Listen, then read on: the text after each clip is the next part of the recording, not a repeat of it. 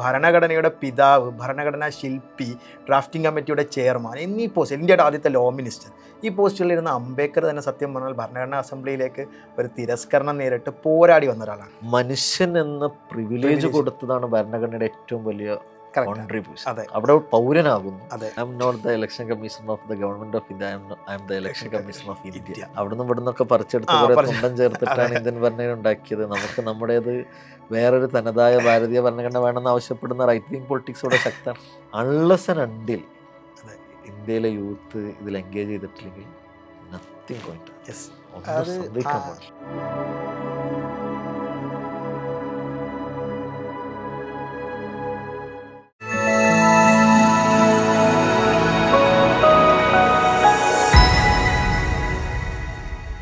India എന്ന് പറയുന്നത് ലോകത്തെ ഏറ്റവും വലിയ ഭരണഘടനയുള്ള, ഏറ്റവും വലിയ ഭരണഘടനയുള്ള ഒരു രാജ്യമാണ്. നമ്മുടെ ഭരണഘടനയുടെ രൂപീകരണത്തിൻ്റെ 76-ാം അല്ലെങ്കിൽ അതിൻ്റെ ഡ്രാഫ്റ്റ് സബ്മിറ്റ് ചെയ്തതിൻ്റെ 76-ാം സുദിനം ആഘോഷിക്കുന്നൊരു വേളയിലാണ് നമ്മളുള്ളത്. അപ്പോൾ ഇന്ത്യൻ ഭരണഘടനയുടെ രൂപീകരണത്തിലേക്കുള്ള നാളുവഴികളും അത് പ്രാക്ടീസ് ചെയ്യപ്പെട്ടതും അതിൻ്റെ ആർട്ടിക്കുലേഷനും 2025 എത്തി നിൽക്കുമ്പം ആ ഭരണഘടന ഏതൊരർത്ഥത്തിൽ നിലനിൽക്കുന്നു എന്നതിനെക്കുറിച്ചൊക്കെ വലിയ അർത്ഥത്തിൽ സന്ദേഹങ്ങളും ആശങ്കകളും അതുപോലെ ചർച്ചകളും നടക്കുന്നൊരു കാലത്താണ് നമ്മളുള്ളത്. 1935 ആദ്യമായിട്ട് ഒരു അധികാര പങ്കാളിത്തം, ഏതോ ഒരർത്ഥത്തിൽ സാങ്കേതികമായിട്ടെങ്കിലും ഒരു അധികാര പങ്കാളിത്തം ഇന്ത്യയിലെ ആളുകൾക്ക് ബ്രിട്ടീഷുകാർ വകവെച്ച് തരുന്നത്. അപ്പോൾ ക്വിറ്റ് ഇന്ത്യ മൂവ്മെൻറ്റ് ഇന്ത്യയിൽ രൂപപ്പെട്ടതിന് ശേഷം ഇന്ത്യ സ്വമേധയാ സ്വാതന്ത്ര്യം നേടിയെടുക്കുമെന്നൊരു ഘട്ടം ബ്രിട്ടീഷുകാർ മനസ്സിലാക്കുകയും ഒരു ഘട്ടത്തിൽ നമുക്ക് സ്വാതന്ത്ര്യം കൈമാറേണ്ടി വരും എന്നൊരു യാഥാർത്ഥ്യബോധത്തിലേക്ക് ബ്രിട്ടൻ എത്തുകയും ചെയ്തു എന്നതൊരു ചരിത്ര വസ്തുതയാണ്. ക്വിറ്റ് ഇന്ത്യ സമരത്തിന് ശേഷം ഒരു ക്യാബിനറ്റ് മിഷൻ ഇന്ത്യയിലേക്ക് അയക്കുകയും ഇന്ത്യയിലൊരു ഭരണഘടന ഉണ്ടാക്കുന്നതുമായി ബന്ധപ്പെട്ട ഒരു ഡ്രാഫ്റ്റിങ്ങുമായി ബന്ധപ്പെട്ട ആലോചന നടക്കുകയും ചെയ്തു. ഈ കോൺസ്റ്റിറ്റ്യൂഷൻ്റെ ഫ്രെയിമിങ്ങുമായി ബന്ധപ്പെട്ട ഡിസ്കഷനിൽ എന്നെ ഏറ്റവും അത്ഭുതപ്പെടുത്തിയ ഒരു ഹിസ്റ്റോറിക്കൽ ജങ്ക്ചർ അവിടെയാണ്. നെഹ്റു വില്യം ഐഫറിന് വേണ്ടി വാദിക്കുമ്പോൾ അപ്പുറത്ത് ബാബാ സാഹേബ് അംബേദ്കറിനെ ഡ്രാഫ്റ്റിംഗ് കമ്മിറ്റിയുടെ ചെയർമാനായിട്ട് ഗാന്ധി പ്രപ്പോസ് ചെയ്യുന്നു എന്നൊരു ചരിത്ര സന്ധ്യ കൂടിയുണ്ട്. ഇതിലൊരു വൈരുദ്ധ്യം നമുക്ക് അതുവരെ ഉണ്ടായിരുന്നൊരു പൊളിറ്റിക്കൽ ഡിസ്കോഴ്സിലൊരു വൈരുദ്ധ്യം കൂടി നമുക്ക് കാണുന്നുണ്ട്. അപ്പോൾ അങ്ങനെ തുടർന്ന ഒരു ഭരണഘടനാ പ്രോസസ്സിലൂടെയാണ് നമ്മൾ ഇന്ന് കാണുന്ന ഒരവസ്ഥയിലേക്ക് 1949 നവംബർ 26 ഭരണഘടനയുടെ കരട് പാർലമെൻറ്റിൻ്റെ മേശപ്പുറത്ത് വെക്കുന്നു. അതിൻ്റെ ഒരു ഉദ്ഘോഷമായിട്ടാണ് നമ്മൾ ഭരണഘടനാ ദിനമായിട്ട് ആചരിക്കുന്നത്.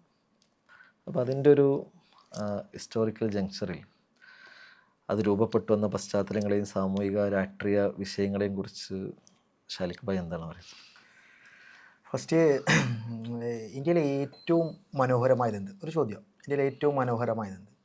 അതിപ്പോൾ വളരെ സാഹിത്യപരമായി പറയുകയാണെങ്കിൽ മഞ്ഞ് പൊഴിഞ്ഞു നിൽക്കുന്ന ചിനാർ മരങ്ങളല്ല, വളരെ വിശാല വിസ്തൃതമായ ഇന്ത്യയുടെ ഹിമാലയൻ സാനുക്കളല്ല, പരന്ന് കാഴ്ചയ്ക്ക് ഭംഗി തോന്നുന്ന രീതിയിൽ കിടക്കുന്ന രാജസ്ഥാൻ മരുഭൂമികളോ പതഞ്ഞൊഴുകുന്ന ബിയാസ് നദികളോ അല്ലെങ്കിൽ കായലിൻ്റെയും പുഞ്ചപ്പാടങ്ങളുടെയും ഭംഗിയുള്ള കേരളത്തിൻ്റെ പ്രദേശങ്ങളോ ഒന്നുമല്ല ഇന്ത്യയുടെ കോൺസ്റ്റിറ്റ്യൂഷനാണെന്ന് വിശ്വസിക്കുന്ന ഒരാളാണ് ഞാൻ.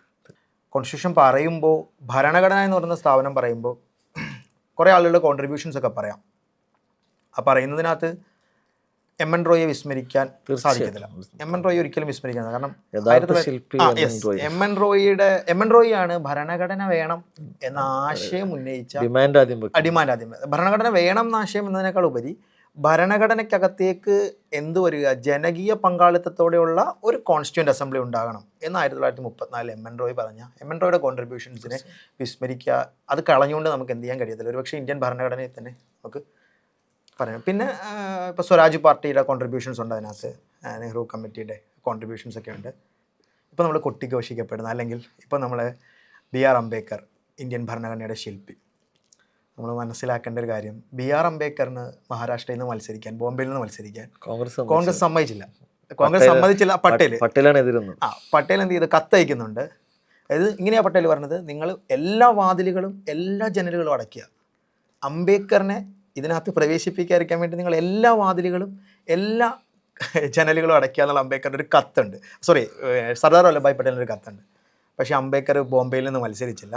അംബേദ്കർ എവിടെ പോയി? ജസുൽ ഖാനയിൽ നിന്നിട്ടാണ് വെസ്റ്റ് ബംഗാളിലെ മുസ്ലിം ലീഗിന്റെ മുസ്ലിം ലീഗിന്റെ പിന്തുണയോടുകൂടി ജസുൽ ഖാനയിൽ അംബേദ്കർ പോയി. അംബേദ്കർ അവിടുത്തെ ദളിത് അതായത് അംബേദ്കറിന് എന്ത് ചെയ്യുക, ലോ കാസ്റ്റ് ആളുകളുടെ സപ്പോർട്ടോട് കൂടിയിട്ടാണ് എന്ത് ചെയ്തത്, അംബേദ്കർ ജസുൽ ഖാനയിൽ നിന്ന് മത്സരിച്ചു കോൺസ്റ്റിറ്റ്യൂന്റ് അസംബ്ലിയിലേക്ക് വന്നു.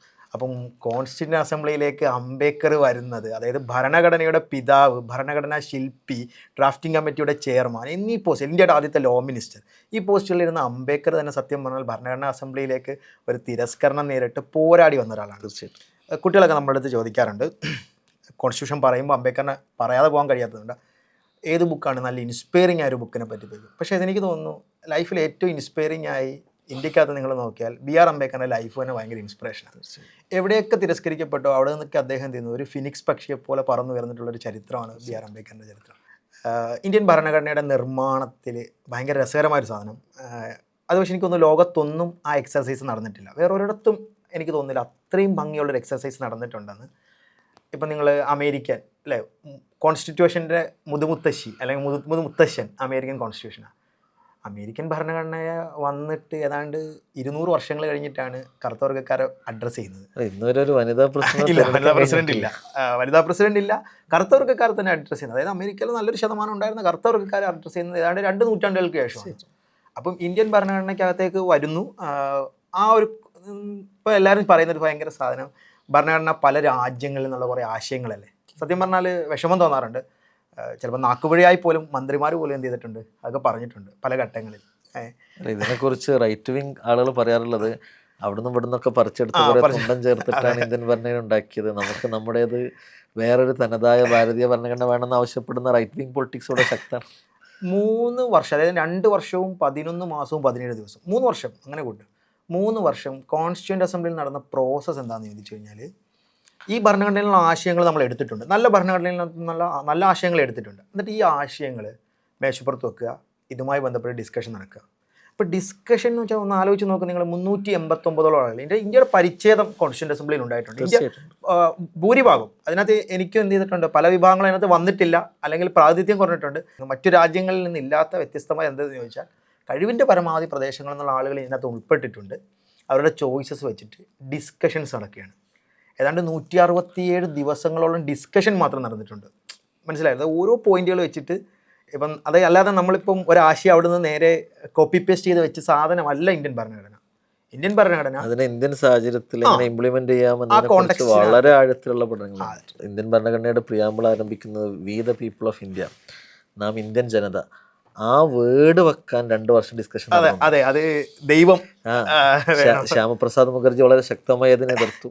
ലോകത്തിലെ വ്യത്യസ്തങ്ങളായ ഭരണഘടനയിൽ നിന്ന് ആശയങ്ങൾ സ്വാംശീകരിച്ചുണ്ടാക്കിയ ഒരു ഭരണഘടനയാണ് ഇന്ത്യൻ ഭരണഘടന എന്നാണ് നമ്മൾ പഠിപ്പിക്കപ്പെടുന്നത്. അതിൽ അങ്ങനെയല്ല, അത് അതുപോലെ എടുത്തുക്കല്ലല്ലോ. അതൊരു ഇന്ത്യൻ സാമൂഹിക യാഥാർത്ഥ്യങ്ങളെ മുന്നിൽ കണ്ടുകൊണ്ടുള്ള വലിയ ഇടപെടലും എൻഗേജ്മെന്റും നടത്തി അതിനെ ആ രൂപത്തിൽ ശരിക്കും അതൊരു സ്വതന്ത്രമായ ഭരണഘടനയാണ്. ഇത് വേറെ എവിടെ നിന്നോ കോപ്പി പേസ്റ്റ് ചെയ്ത ഈ ഒരു പ്രൊപ്പഗേഷൻ ഭയങ്കര ഭീകരമായി നടക്കുന്നുണ്ട്. അത് വളരെ നോർമലായി നടത്തുന്നുണ്ട്, പ്രൊപ്പഗൻഡ നടത്തുന്നുണ്ട്. കോൺസ്റ്റിറ്റ്യൂഷൻ അത് നമുക്ക് കുറേ സാധനങ്ങളുണ്ടായിരുന്നു. അതായത് അതിനെ ഉദാഹരണം ഓർഡിനൻസ് ആർട്ടിക്കിൾ 1, 2, 3 123 ഓർഡിനൻസിനെ പറ്റി പറയുന്നൊരു ആർട്ടിക്കിൾ.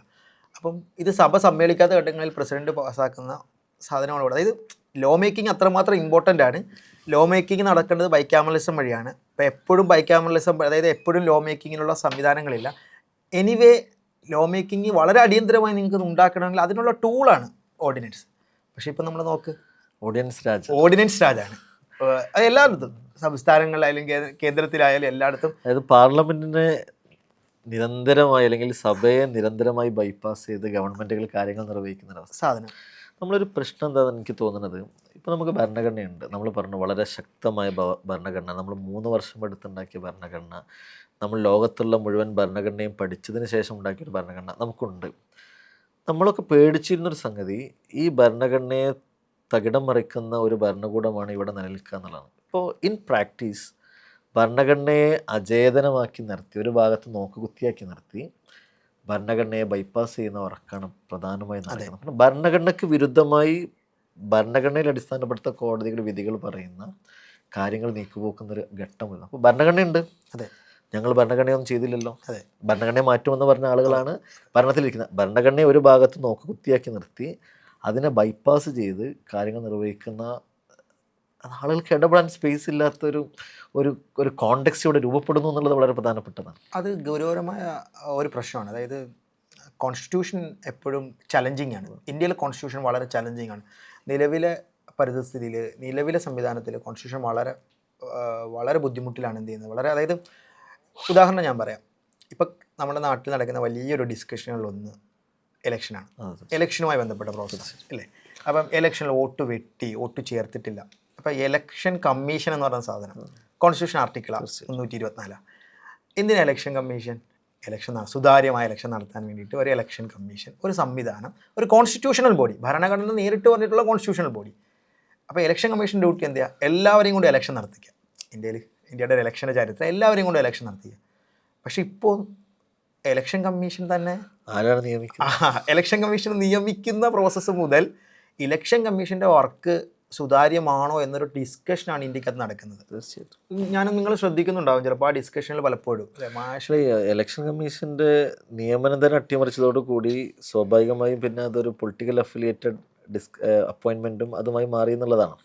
കാരണം കൊളീജിയം സംവിധാനത്തെ അത് ഇനി സുപ്രീം കോടതി ചീഫ് ജസ്റ്റിസിനെ നിയമിക്കുന്നിടത്ത് വരെ അതിലൊക്കെ കോടതി ഇടപെടലുകൾ ഉണ്ടായി എന്നുള്ളത് ശരിയാണ്. നമുക്കറിയാം നമ്മുടെ പുതിയ ചീഫ് ജസ്റ്റിസ് അധികാരത്തിൽ വന്ന ദിവസമാണ്. ഇനിയുള്ള വിധികളെല്ലാം ഭാരതീയമാകുമെന്നാണ് അദ്ദേഹം പറയുന്നത്. അപ്പോൾ എങ്ങോട്ടാണ് കാര്യങ്ങൾ പോകുന്നത് എന്നത് വളരെ സുവ്യക്തമാണ്. അത് കോൺസ്റ്റിറ്റ്യൂഷൻ ചലഞ്ചിങ് ആണ്. കോൺസ്റ്റിറ്റ്യൂഷൻ ചലഞ്ചിങ് ആണെന്ന് വെച്ചിട്ടുണ്ടെങ്കിൽ ഇത്തരത്തിലുള്ള ചില ഇടപെടലുകൾ കോൺസ്റ്റിറ്റ്യൂഷനകത്ത് വളരെ കൂടുതലാണ്. അതായത് ഞാൻ പറഞ്ഞ കോൺസ്റ്റിറ്റ്യൂഷനെ ബൈപ്പാസ് ചെയ്യപ്പെടും, ആ വാക്കാണ് കറക്റ്റ്. കോൺസ്റ്റിറ്റ്യൂഷൻ ഉണ്ട്, കോൺസ്റ്റിറ്റ്യൂഷനെ എന്ത് ചെയ്യുന്നു, നോക്കുകുത്തിയായി നിർത്തിക്കൊണ്ട് ഒരു വേറൊരു തരത്തിൽ. അതായത് ഇന്ത്യയിലെ പ്രതിപക്ഷ പാർട്ടികൾ ഭരണഘടനയെ തകർക്കുന്നു എന്ന ക്യാമ്പയിൻ വളരെ ശക്തമായി കൊണ്ടുപോകുമ്പോൾ ഭരണഘടനയെ നേരെ തൊടാതെ ഞങ്ങൾ ഭരണഘടനയൊന്നും ചെയ്തില്ലല്ലോ, അവർക്ക് ന്യായങ്ങളുണ്ട് പറയാൻ. അതാണ് അവിടെയാണ് ഈ ബൈപ്പാസിങ്ങിൻ്റെ ഒരു പ്രശ്നം വരുന്നത്. ഇപ്പം നമ്മൾ സെലിബ്രേറ്റ് ചെയ്യപ്പെടുന്ന ഒരു സാധനം അല്ലെങ്കിൽ വളരെ നെഗറ്റീവ് സാധനത്തിൽ ഇപ്പം അദ്ദേഹം മരണപ്പെട്ടു, ആളൂർ എന്ന് പറയുന്നൊരു വക്കീലിനെ പറ്റിയിട്ട്, ജുഡീഷ്യറി. അപ്പോൾ അദ്ദേഹത്തിന് വളരെ പ്രമാദമായ കേസുകളിൽ അദ്ദേഹം പ്രതിക്ക് വേണ്ടി ഹാജരാകുന്നു അല്ലേ, നമ്മൾ കാണാറുണ്ട്. സത്യം പറഞ്ഞാൽ ഈ പ്രതിക്ക് വേണ്ടി ഒരു വക്കീൽ ഹാജരായെന്ന് എന്തിനു വേണ്ടിയിട്ടാണെന്ന് വെച്ചാൽ എക്സിക്യൂട്ടീവ്സ് നന്നായി വർക്ക് ചെയ്യാത്തതുകൊണ്ടാണെന്ന് വിശ്വസിക്കുന്ന ഒരാളാണ് ഞാൻ. കാരണം ഒരു പോലീസ് ഓഫീസർ അല്ലെങ്കിൽ ഒരു സംവിധാനം വളരെ കൃത്യമായി വർക്ക് ചെയ്ത് അദ്ദേഹത്തിനെതിരെയുള്ള കൃത്യമായ തെളിവുകൾ ഹാജരാക്കി അദ്ദേഹത്തിനെ കോടതിയിൽ മുമ്പാക്കി ഹാജരാക്കിയാണെങ്കിൽ, അതായത് നിയമത്തിൻ്റെ ലൂപ്പോളുകൾ ഇല്ലാത്ത രീതിയിൽ എക്സിക്യൂട്ടീവ്സ് വർക്ക് ചെയ്ത് കഴിഞ്ഞാൽ ഒരു പക്ഷേ ഒരാൾക്കും ചോദ്യം ചെയ്യപ്പെടാൻ കഴിയാത്ത രീതിയിലേക്ക് അത് മാറും. പക്ഷേ ഈ എക്സിക്യൂട്ടീവ്സ് ഇങ്ങനെ വർക്ക് ചെയ്യണം എങ്കിൽ ഈ എക്സിക്യൂട്ടീവ്സിനെ എടുക്കുന്ന പ്രോസസ്സ് എന്താണ്?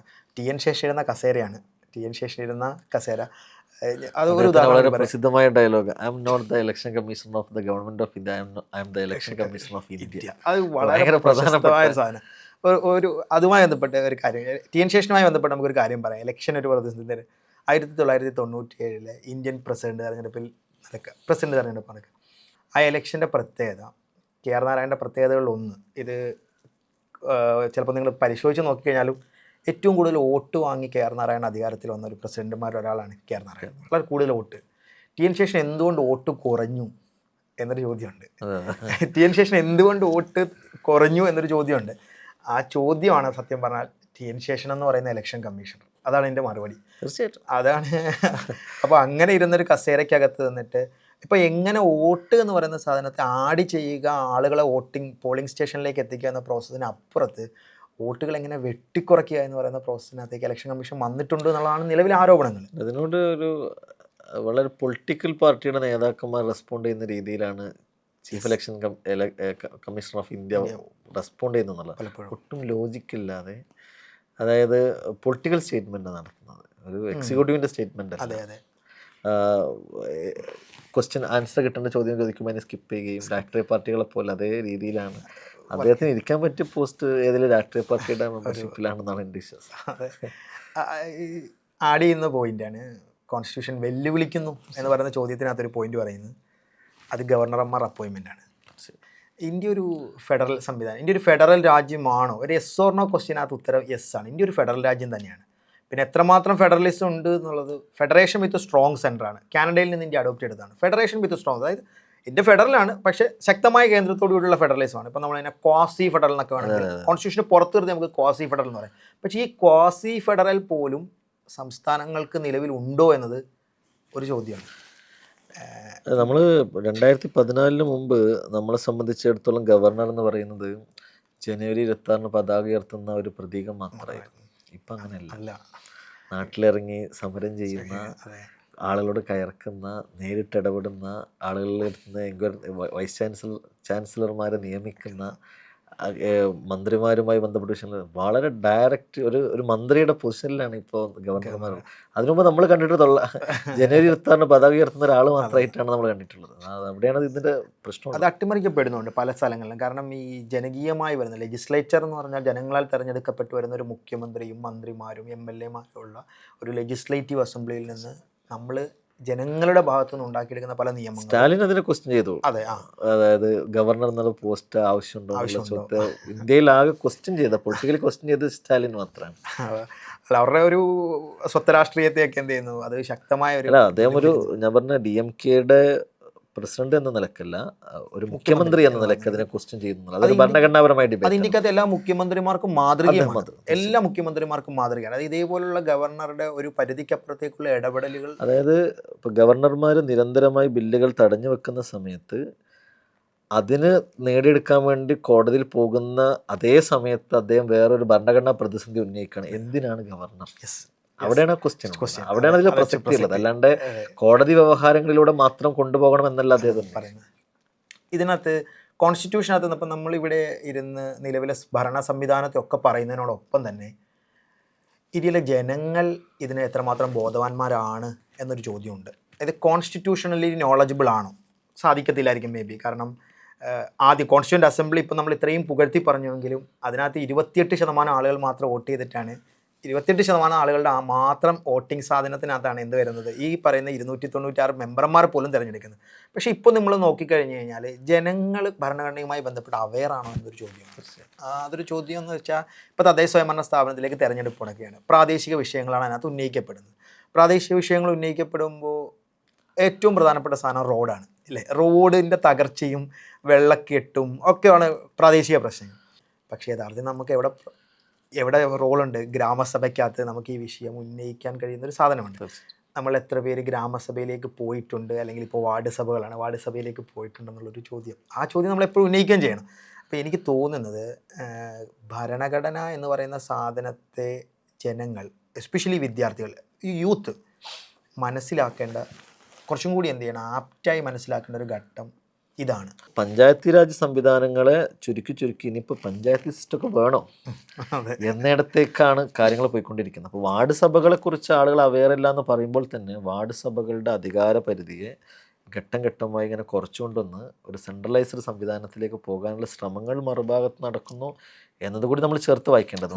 അതിനെ ചെറുക്കാനുള്ള അവസരം ജനങ്ങൾക്കുണ്ട്. തീർച്ചയായും. അതായത് ഇത് ഉന്നയിക്കപ്പെടേണ്ട സ്ഥലങ്ങളിൽ ഉന്നയിച്ച് ജനകീയ സമരങ്ങൾ സംഘടിപ്പിച്ച് രാഷ്ട്രീയ പാർട്ടികൾക്ക് ഇതിനകത്ത് പ്രധാനമായ റോളുണ്ട്. രാഷ്ട്രീയ പാർട്ടികൾക്ക് ഈ വിഷയങ്ങളിനകത്തൊക്കെ എന്താണ് വളരെ സ്ട്രോങ് ആയി ഇടപെടേണ്ട ഒരു ഘട്ടമാണ്. അതായത് കോൺസ്റ്റിറ്റ്യൂഷനെ ചോദ്യം ചെയ്യുമ്പോഴൊക്കെ യഥാർത്ഥത്തിൽ ഇന്ത്യയിലെ ഓരോ ആളുകളും ശബ്ദിക്കുക. രാഷ്ട്രീയ പാർട്ടികൾക്ക് അതിനകത്ത് വളരെ ശക്തമായ റോളുകളുണ്ട്. നമ്മൾ ഈ ഭരണഘടന വെല്ലുവിളി നേരിടുന്നു എന്ന ഒരു വിഷയം, അതൊരു വളരെ പ്രസക്തമായ ഒരു വിഷയമാണ്. അപ്പോൾ അതിലെ ചില സ്റ്റെപ്പുകൾ വളരെ ആസൂത്രിതമായി ഭരണഘടനയിലേക്ക് നടത്തിയിട്ടുള്ള, ഭരണഘടനയുടെ പ്രിവിലേജൊക്കെ നടത്തിയിട്ടുള്ള കയ്യേറ്റങ്ങൾ കൂടി മെൻഷൻ ചെയ്യാതെ പോകാൻ പറ്റില്ല. ഉദാഹരണത്തിന് CAA, സിറ്റിസൺസ് അമെൻമെൻറ്റ് ആക്ട്. അതായത് ഇന്ത്യയിൽ ഒരാളുടെ പൗരത്വം തീരുമാനിക്കുന്നതിൽ ഒരു ഇൻഡിക്കേറ്റർ ആവാതിരുന്ന, അല്ലെങ്കിൽ ഒരു ഘടകമാകാതിരുന്ന, ഇൻഡിക്കേറ്ററിലെ ഒരു ഘടകമാകാതിരുന്ന റിലീജിയൻ പൗരത്വത്തിൻ്റെ മാനദണ്ഡമായിട്ട് മാറും.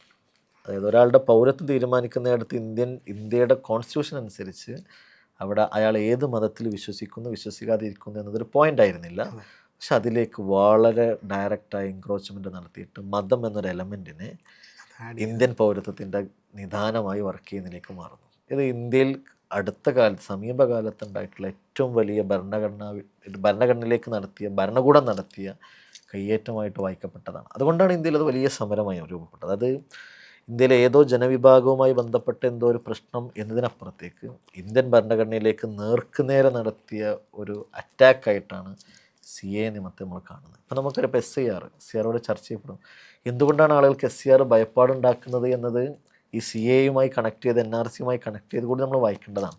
അപ്പോൾ അതിന് അത്തരത്തിലുള്ള സമാനമായ വിഷയങ്ങളെക്കുറിച്ചും കൂടി ഷാലിഖ് ഭായ് ഒന്ന് അങ്ങനത്തെ ആശങ്കകളാണ് എന്ത് ചെയ്യുന്നത് ജനങ്ങൾക്ക്. മാഷ് പറഞ്ഞതുപോലെ തന്നെ ഒരു കോൺസ്റ്റിറ്റ്യൂഷണൽ ആംഗിളിൽ നോക്കിക്കഴിഞ്ഞാൽ സിറ്റിസൺഷിപ്പ്, അതായത് ഇന്ത്യയുടെ 2ാമത്തെ പാർട്ടാണ്. കോൺസ്റ്റിറ്റ്യൂഷൻ തുടങ്ങുന്നത് ഒരു ആമുഖത്തിൽ നിന്ന് തുടങ്ങി ആദ്യത്തെ ഒരു പാർട്ട് സ്റ്റേറ്റ് യൂണിയൻ പറഞ്ഞിട്ട് പിന്നെ പറയുന്നത് ആരാണ് ഇന്ത്യയിലെ പൗരൻ, അതാണ് 5 മുതൽ 11 വരെ ആർട്ടിക്കിളാണ്. ഒന്ന് ഇൻട്രോയും ചെയ്ത് പറഞ്ഞാൽ 946 നവംബർ 29 വരെ ഇന്ത്യയിലും ഒരു വലിയ വിഭാഗം മനുഷ്യരല്ല, അവർക്കൊരു മനുഷ്യനെന്ന സ്റ്റാറ്റസ് പോലും ഇല്ലായിരുന്നു എന്നുള്ളതാണ്. അവർ തൊട്ടുകൂടാത്തവരും തീണ്ടിക്കൂടാത്തവരും മാറ്റി നിർത്തപ്പെടേണ്ടവരും അയിത്തം കൽപ്പിക്കപ്പെട്ടവരുമായിരുന്ന ഒരു വലിയ ശതകോടി മനുഷ്യരെ മനുഷ്യൻ എന്ന പ്രിവിലേജ് കൊടുത്തതാണ് ഭരണഘടനയുടെ ഏറ്റവും വലിയ കോൺട്രിബ്യൂഷൻ. അവിടെ പൗരനാകുന്നു. പ്രജയിൽ നിന്ന് അടിമയിൽ നിന്ന് പൗരത്വത്തിലേക്കുള്ള വലിയൊരു പ്രയാണമാണ് 946 സംഭവിച്ചത്. ഏതാണ്ട് നമ്മളെ കോൺസ്റ്റിറ്റ്യൂഷൻ ഏറ്റവും വലിയ ഒരു കോൺട്രിബ്യൂഷൻ അതാണ്. മനുഷ്യനായിട്ട് മനുഷ്യരെ പരിഗണിച്ചു എന്നുള്ളത് 100%. അത് വളരെ പോയിന്റാണ്. അതായത് കോൺസ്റ്റിറ്റ്യൂന്റ് അസംബ്ലി തന്നെ ഇതുമായി ബന്ധപ്പെട്ട ഡിസ്കഷൻ ഉണ്ടായിട്ടുണ്ട്. ഡിസ്കഷൻ ഉണ്ടാകുമ്പോൾ ഞാൻ നേരത്തെ പറഞ്ഞു ശ്യാമപ്രസാദ് മുഖർജി അതിനെ ശക്തമായി എതിർത്തത് ഈ പോയിന്റിലാണ്. കാരണം അദ്ദേഹം നെഹ്റു മന്ത്രിസഭയിലെ മന്ത്രിയായിരുന്നെങ്കിലും അദ്ദേഹം റൈറ്റ് വിങ് പൊളിറ്റിക്സിന്റെ പ്രചാരകൻ കൂടിയായിരുന്നല്ലോ. അതെ, ചോദിക്കുന്നുണ്ട് എന്ത് ചെയ്യുക, ഈ അംബേദ്കർ ഇതിനൊരു മറുപടി കൊടുക്കുന്നുണ്ട്. നമ്മൾ എന്ത് ചെയ്യുക, ആളുകളുടെ അഭിമാനബോധത്തെയാണ് എന്ത് ചെയ്യേണ്ടത്, ഉയർത്തേണ്ടത്. അഭിമാനബോധത്തിൽ നിന്നിട്ടാണ് എന്ത് ചെയ്യുന്നത്, ബാക്കി ഈ സാധനങ്ങളൊക്കെ ഉണ്ടാകുകയാണെങ്കിൽ ആളുകളുടെ അഭിമാനബോധത്തിൽ നിന്നിട്ടാണ് വരേണ്ടത് എന്ന പോയിന്റാണ്. അത് ആ ഒരു അർത്ഥത്തിൽ നോക്കുകയാണെങ്കിൽ ഭരണഘടന എന്ത് ചെയ്യുക, ആർട്ടിക്കിൾ 17 കൂടി അബോളിഷൻ ഓഫ് അൺടച്ചബിലിറ്റി നടപ്പിലാക്കിക്കൊണ്ട് തൊട്ടുകൂടാത്തവരും തീണ്ടലും എന്ന് പറയുന്ന സാധനങ്ങളൊന്നും ഇല്ല എന്നൊക്കെയുള്ള ആശയം, അതായത് ഇക്വാളിറ്റി എന്ന് പറയുന്ന ഫണ്ടമെൻ്റൽ റൈറ്റ്സ് തന്നെ ആഡ് ചെയ്ത് ആ വിഷയത്തെ എന്ത് ചെയ്യുന്നു, ചേർത്ത് വയ്ക്കുകയാണ്. ആഡ് ഓൺ ചെയ്യുമ്പോൾ സിറ്റിസൺഷിപ്പ് പറഞ്ഞതുകൊണ്ടിട്ട് സിറ്റിസൺഷിപ്പിനകത്ത് തന്നെ എന്ത് ചെയ്യുന്നുണ്ട്, കോൺസ്റ്റിറ്റ്യൂഷൻ ആർട്ടിക്കിളിനകത്ത് ഒരാൾക്ക് എങ്ങനെ പൗരത്വം ലഭിക്കണം, എങ്ങനെ പൗരത്വം നഷ്ടപ്പെടുക, ഈ 2 പ്രോസസ്സുകളെ പറ്റി പറയുന്നുണ്ട്. പക്ഷേ മതം എന്ന് പറയുന്ന സാധനം അതിനകത്തൊരു ഘടകമേ അല്ല. അപ്പോൾ ആ ഘടകത്തെ ഇതിനകത്തേക്ക് തിരികെ കയറ്റുന്നത് മുഖേന നമുക്ക് അതാണ് ഭരണഘടന നേരിടുന്ന വെല്ലുവിളികളിൽ വളരെ പ്രധാനപ്പെട്ട ഒരു സാധനം. നമ്മൾ നേരത്തെ പറഞ്ഞ ബൈപ്പാസ് അല്ല, ഡയറക്റ്റ് സാധനങ്ങളാണ്. എങ്ങനെയും മതം എന്ന് പറയുന്നത് എല്ലാ തരത്തിലുള്ള മതങ്ങൾക്കും ഇന്ത്യയുടെ കോൺസ്റ്റിറ്റ്യൂഷൻ്റെ ഫണ്ടമെൻ്റൽ റൈറ്റ്സ് 25 മുതൽ 28 വരെ പറയുന്ന മതസ്വാതന്ത്ര്യത്തെ പറ്റിയിട്ടാണ്. ഇത് ഫണ്ടമെൻ്റൽ റൈറ്റ്സിൽ തന്നെയാണ് പറയുന്നത്.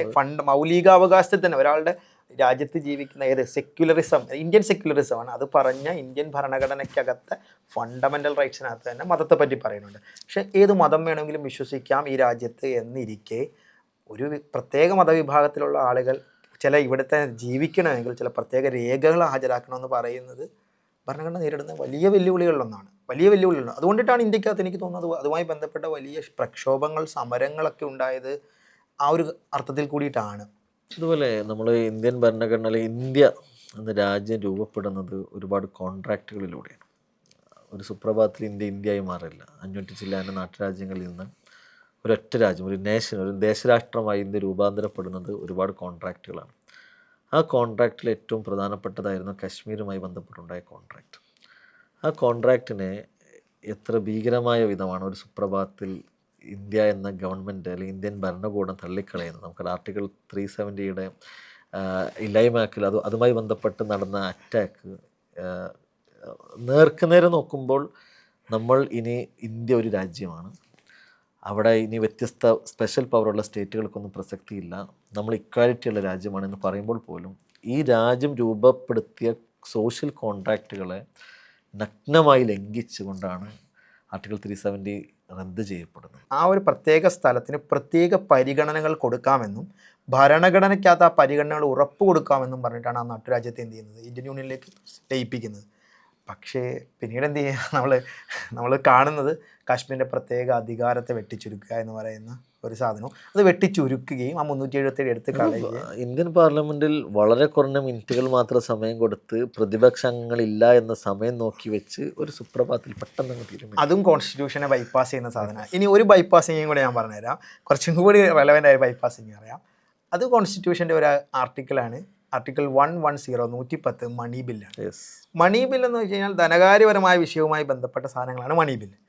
ഇന്ത്യയിൽ ആധാർ ബില്ല് കൊണ്ടുവന്നത് എങ്ങനെയാണെന്ന് നിങ്ങൾ ഓർക്കുന്നുണ്ട്? 2016 ഇന്ത്യയിൽ ആധാർ ബില്ല് കൊണ്ടുവന്നത് മണി ബില്ലാണ്. ആധാർ എങ്ങനെയാണ് മണി ബില്ലാണെന്ന് അന്ന് പ്രതിപക്ഷം ചോദിച്ച ചോദ്യമാണ്. ആ ചോദ്യം ഞാൻ ഇപ്പോഴും ചോദിക്കുന്നു, ആധാർ എങ്ങനെയാണ് മണി ബില്ലിനകത്ത് വരുന്നത്? പക്ഷേ ആ മണി ബില്ല് വെച്ച്, മണി ബില്ലിൻ്റെ പ്രത്യേകത എന്ന് വെച്ച് കഴിഞ്ഞാൽ, ചിലപ്പോൾ എൻ്റെ സംസാരം കേൾക്കുന്നവരോട് പറയാം, മണി ബില്ലിൻ്റെ പ്രത്യേകത എന്താണെന്ന് വെച്ച് കഴിഞ്ഞാൽ രാജ്യസഭയിൽ ആ ബില്ല് ചർച്ചയ്ക്ക് വെക്കാം, പക്ഷേ രാജ്യസഭയ്ക്ക് ബില്ല് തള്ളാൻ പറ്റത്തില്ല. ബില്ലും ലോക്സഭ ബില്ല്, പ്രസിഡന്റ് ഒരു ബില്ല് ഇൻട്രൊഡ്യൂസ് ചെയ്തു, മണി ബില്ലാന്ന് പ്രഖ്യാപിച്ചു, ലോക്സഭ ആ ബില്ലിൽ ഒപ്പുവെച്ചാൽ ഇനി രാജ്യസഭയ്ക്ക് എന്ത് ചെയ്യത്തില്ല, ആ ബില്ലിനകത്ത് പ്രത്യേകിച്ച് ചെയ്യാറുന്നില്ല, സജഷൻസ് ഒക്കെ കൊടുക്കാം. അങ്ങനെയാണ് ഇന്ത്യക്കകത്ത് ആധാർ ബില്ല് വരുന്നത്. ഇത് കോൺസ്റ്റിറ്റ്യൂഷനെ ബൈപ്പാസ് ചെയ്യുന്ന സാധനങ്ങളിൽ പ്രധാനപ്പെട്ട സാധനങ്ങളിലൊന്നാണ്. നിരന്തരമായ ബൈപ്പാസിങ്ങും അറ്റാക്കിങ്ങും. ഈ ആർട്ടിക്കിളുകളെല്ലാം ഓർഡിനൻസുകളായാലും മണി ബില്ലുകളായാലും ഗവർണറുടെ അധികാരങ്ങളായാലും ക്യാബിനറ്റിൻ്റെ പ്രസിഡന്റിൻ്റെ മേലുള്ള കൺട്രോൾ ആണെങ്കിലും ഇതെല്ലാം കോൺസ്റ്റിറ്റ്യൂഷൻ ഏതർത്ഥത്തിൽ ഉദ്ദേശിച്ചോ അതിന് നേരെ വിപരീതമായി ഉപയോഗിക്കുന്നതായിട്ട് പല ഘട്ടങ്ങളിൽ ഇന്ത്യൻ സിനാരിയോയിൽ നമ്മൾ കണ്ടിട്ടുണ്ട്, ഒരുപാട് ഘട്ടങ്ങളിൽ കണ്ടിട്ടുണ്ട്. നമ്മളിപ്പോൾ കുറേ പ്രതിസന്ധികളെ കുറിച്ച് സംസാരിച്ചു. ഇപ്പോൾ നമുക്ക് കുറച്ച് മുമ്പ് തുടർച്ചയായിട്ട് നമ്മുടെ പ്രതിപക്ഷ നേതാവ് രാഹുൽ ഗാന്ധി ഇന്ത്യൻ യൂത്തിനോട് കമ്മ്യൂണിക്കേറ്റ് ചെയ്യാൻ ശ്രമിക്കുന്നുണ്ട്. നിങ്ങളെ കയ്യിൽ എന്തെങ്കിലും ഉള്ളൂ, പക്ഷെ ഇവിടെ ഒന്നും സംഭവിക്കുന്നില്ല. അദ്ദേഹത്തിൻ്റെ പാർട്ടിയിലോ അദ്ദേഹത്തിൻ്റെ മുന്നണിയിലോ ഈ എക്സിസ്റ്റിംഗ് പൊളിറ്റിക്കൽ സിനാരിയോയിലോ വിശ്വാസമില്ല എന്നതുകൂടിയാണ് ഇന്ത്യയിലെ ജൻസിനോടും യൂത്തിനോടും നിങ്ങളിതൊക്കെ കാണുന്നില്ലേ, ഞാൻ നിങ്ങൾക്ക് വേണ്ടിയാണ് ഇതൊക്കെ മുന്നിലിട്ട് തരുന്നത് എന്നൊരു വിഷയമുണ്ട്. അവിടെ ശാലിക്ക് പറഞ്ഞൊരു വിഷയം ഭയങ്കര പ്രധാനപ്പെട്ടതാണ്.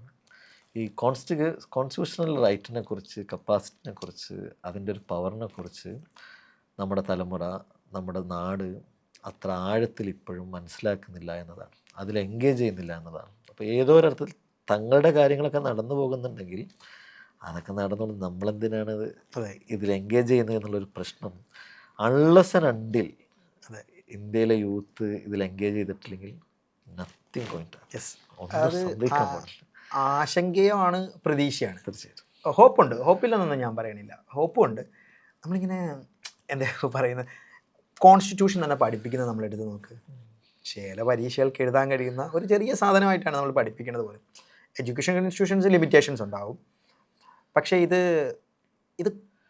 പഠിപ്പിക്കേണ്ട സാധനം സ്കൂളിൽ കോളേജിലൊക്കെ പഠിപ്പിക്കുക എന്നതിനപ്പുറം ഇത് പഠിക്കേണ്ട ഒരു സാധനമാണെന്നുള്ള ബോധ്യം തീർച്ചയായിട്ടും കുട്ടികളിലേക്ക് എന്ത് ചെയ്യണം, എത്തിച്ചു കൊടുക്കണം എന്നത്. ഇതൊരു ക്വിസ് കോമ്പറ്റീഷന് ഒരു ചോദ്യമായിട്ടാണ് ഇന്ത്യൻ കോൺസ്റ്റിറ്റ്യൂഷൻ. അല്ല, എനിക്കതിനകത്ത് നിലവിലെ കേരള സാഹചര്യത്തടക്കം ഒരു സാധനം പറയാനുള്ളത്, ആഡ് ചെയ്യാനുള്ളത്, ഇന്ത്യയിലെ കലാലയങ്ങളിൽ രാഷ്ട്രീയം നിരോധിക്കുകയാണ് അല്ലേ, സെൽഫ് ഫിനാൻസിങ് കോളേജിൽ അതിനോട് വിധേയപ്പെടുകയാണ് ആളുകൾ. അതെ, അതായത് സമരങ്ങളെക്കുറിച്ചുള്ള ആളുകളുടെ വിചാരങ്ങൾ, ചിന്തകൾ, അതേപോലെ ഭരണകൂടവും ക്യാപിറ്റലിസവും എന്താണോ പറയുന്നത് അത് പലപ്പോഴും വിദ്യാർത്ഥി പ്രസ്ഥാനങ്ങൾ അത് ഏറ്റെടുക്കുകയും, അതെ, അപ്പം ഞങ്ങളിനി പഠിപ്പ് മുടക്കി സമരം ചെയ്യില്ല, അങ്ങനെ, അതെ, ഞങ്ങൾ പാടത്ത് പണിയെടുക്കില്ല എന്ന് അയ്യങ്കാളി പറഞ്ഞപ്പോഴാണ് ഇവിടെ വിദ്യാഭ്യാസം ഉണ്ടായത്. അതെ, പണിയെടുക്കില്ല എന്ന് പറഞ്ഞപ്പോഴാണ് ഉണ്ടായത്. അപ്പോൾ പഠിപ്പ് മുടക്കി സമരം ചെയ്യില്ല, പണിയെടുപ്പിക്കില്ലെന്ന് മാത്രമല്ല